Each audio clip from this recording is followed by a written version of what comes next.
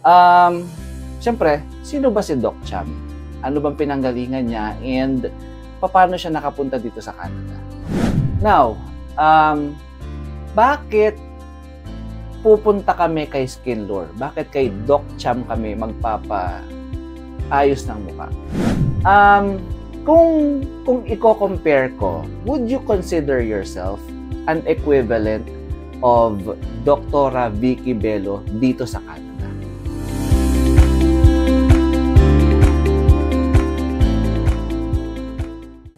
Alright, ito na mga kabalen, no? So, magkakaroon tayo ng maikling kwentuhan with Doc Cham this time. So, malalaman natin yung more on about yung personal side niya. So, sino ba si Doc Cham? What does she does talaga? And what does she do before na mapunta siya dito sa Canada? So, quick interview lang tayo. Ayan. Quick lang talaga. Yes. Oo, yun.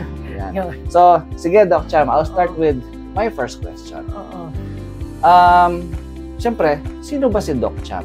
Ano bang pinanggalingan niya and paano siya nakapunta dito sa Canada?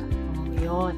So, pagpunta ko dito sa Canada, MJ, is landed immigrant talaga ako sa programa na yung pagiging doktor. Okay. Oo, matagal-tagal din yung processing noon, a little bit. Tapos hinahasan talaga kung may mga training na ginawa ko doon. Kasi each training is equivalent kasi sa point system yun. Okay. So, ang mga training ko kasi doon, nag-train ako sa surgery, meron akong training sa OBGYN, meron akong training sa internal medicine. Okay. At saka last, before ako pumunta talaga, while getting ready, nag-training ako doon sa tinatawag na family medicine. Oh. So, pediatrician na lang talagang hindi ko na training. Yung pambata na lang talaga. Ang dami namang pinag-aralan nitong si Doc. Pero kahit na naglanded ako as an immigrant dito sa pagiging doktor, I still work sa menial jobs. Nag-work ako. Kaya marami ako naging client ngayon na naging boss ko noon. So just like any other Filipinos na dumaan sa butas talaga. Oo, na-try ko din talaga yung pag-waitressing, mga ganon, o nagtrabaho sa airport. So, habang nag-aaral sa umaga, ang kinuha kong trabaho is yung ground steward sa airport. Wow. Kasi panggabi yun, di ba? So, tapos maganda din kasi yung mga kababayan ko din, mababait din. Yung mga kasama ko sa work, sila din nagdadala sa akin kung saan ako nag-aaral while doing review. And kasi yung reviewing at the same time, kasi nga mayroon kaming pathway, mayroon kaming bridge. Kasi pag landed ka kasi, you have your own program. Kaya napamadali sa akin. So, kinailangan mo pang mag-aral ulit dito? Mag-aaral, yung parang bridging program. Ayun. At saka mga exams, yun. Ayan. Yun ang nangyari. So, ayun pala, talagang dumaan din pala si Doc Cham sa mga maraming pagsubok dito sa Canada. Pero tingnan mo naman ngayon, Doc. Yun. So, yun ang advice ko sa mga tao na continuous lang talaga ang education. Yun lang, yan. Until to the point na ito na. Ito na. May sarili ka ng clinic. Totoo. And Doc Cham is Doc Cham. Yeah, di ba? Sino bang hindi naman nakakakilala kay Doc Cham dito sa Canada? Ay, naku. Napaka-humble naman. Nakuha naman tayo, ma-flattered naman tayo konti. Pero no, I still the same. Nag-high pa rin ako, di ba? Oo naman. Ako nga ang... Bait-bait ka ni Doc Cham. Hindi mo pinayagan niya tayo ma-interview siya, di ba? Sino ba naman ako? No, diba? hindi naman.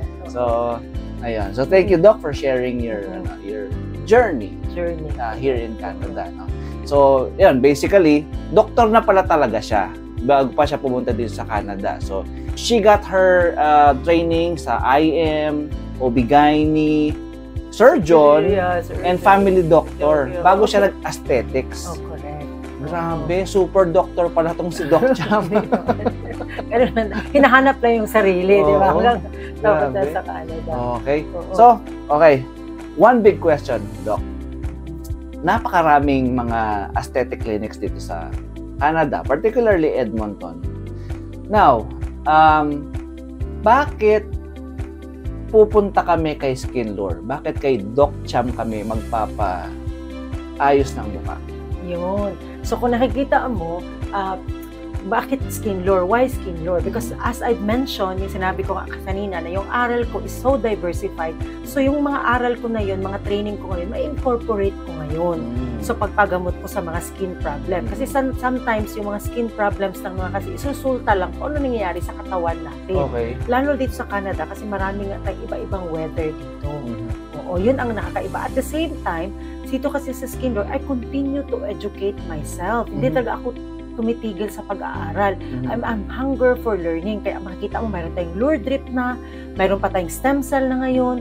Yung stem cell natin, yung mga tinatawag na mutation, na pag in-inject sa mukha mo, talagang babata ka. Wow. O, mayroon pa tayong hydration. Kasi alam ko dito, ang problema ng mga tao, pag winter time, nagka-crack yung lips nila. So, mayroon ako dito, hindi filler, hindi botox, because yung filler at botox, sinuloko ko nga sila, that's thing in the past. Ang bago ngayon, mayroon tayong vitamins na ini-inject na lang sa lips or pinapahid sa lips na magiging red na siya at saka healthy lips. Yun ang nakaiba sa Skin Lore dito. Ibig sabihin, lahat ng innovative procedure and services nandito kay Skin Lore. Kasi nga, ganun tayo, mahilig tayo mag-aaral. Kasi yun lang naman sinasabi nila, the constant in this world is change talaga. So we keep on learning and learning. Yes. So ayun, bakit tayo pupunta kay Doc Cham? Kasi super doctor siya. Ini-incorporate niya yung learnings niya from being an IM, OB-GYN, family doctor, and surgeon sa kanyang profession ngayon na aesthetics. So, ibig sabihin, yung kinukwento mo nga sa akin, Doc, nung isang araw, di ba? Nung ginawa mo itong ano ko. Actually, pagaling na nga. Pagaling na. May wart kasi ako na pinatanggal kay Doc. So, medyo gumagaling na. So, di ba sinabi mo, hindi ka lang basta-basta nag-treat. Ini-educate mo sila kung ano yung cause, ano yung treatment, prevention, at saka maintenance. Maintenance, ayun. Diba? Yan, correct. Kasi magtataka yung iba, nagpatanggal kami dito, bakit bumabalik? Hindi sa akin, but express sa iba daw. Nagpatanggal sila, after 1 year, bumalik daw. So, sayang yung mga binabayad ng kababayan natin. Alam ko yan, kasi nag-work din ako sa menial job. So, alam ko din, ayaw ko na masayang yung pera nila pag pumunta sila dito. Kaya nga, sabi ng isang endorser natin na si JT, di ba? Pag pumunta kayo dito, hindi sayang, kasi tinuturuan ko kayo ng maintenance na talaga yung treatment nyo, ma-maintain nyo na maganda pa rin. Oo, ngayon. Kasi kung hindi ka nag-maintenance, hindi ka nag-preventive, babalik. Naakala nila is talagang ganun lang. Pero hindi na kukuha yung source. Correct. Kaya bumabalik. Nakuha mo din, natuhog mo din. So yun siya, yun ang makukuha nyo pagka kay Doc Cham kayo nagpa-treatment. So that's why Skin Lore. Why Skin Lore? Yun. Ang galing naman ang sagot na yun. Ang galing ba yun? Diba? So, eto na. Last question. Makakabantay sa last question mo. Hindi, personal ko lang naman to. Personal question ko lang naman to. So, kasi, hindi na malilingad na, kumbaga, it's no longer a secret na marami nakakakilala sa iyo dito sa Canada. Or specifically dito sa Edmonton, na talagang napakagaling yung doctor sa aesthetics. Kung i-compare ko, would you consider yourself an equivalent of Dr. Vicky Bello dito sa Canada? Nako naman. So, yung tanong mo na ganyan, I'm so grateful. O sino ba namang hindi mag-grateful na ikumpara sa kanya, right? Actually, I'm a big fan. Oo, in fact, nakikita nga kami sa mga conventions. Conventions, mga training. Actually, may picture pa nga kami. Wow, nice. Oo, yun. So, yun, sa mga, ano man yung mga treatment, ano man yung mga equipment na nandoon kay Vicky Bello, doon sa clinic niya, meron din tayo dito sa clinic natin, ito sa Skin Lore. Yun. Ang maganda lang sa atin, kasi nandito tayo sa Canada, meron tayong mga local products na angkop sa weather natin dito. Kasi nga tayo dito, 4 seasons tayo. So, meron tayong IB dito, meron tayong loka, yung pinapahid, meron tayong iniinom din na angkop sa weather natin. Yung 4 seasons na sinasabi ko nga. Ayun. So, napakagaling, no? Ako kasi personally, mako-compare, ako lang, pananaw ko lang naman. Para sa akin, Dr. Vicky Bello siya ng Canada. So, ganun ko siya tignan. Pero, yun nga, very humble. Talagang hindi niya nakikita yung sarili niya on that note. Pero, ginagawa na rin naman niya eh. So, anong masasabi mo? So, comparing ourselves with each other, no?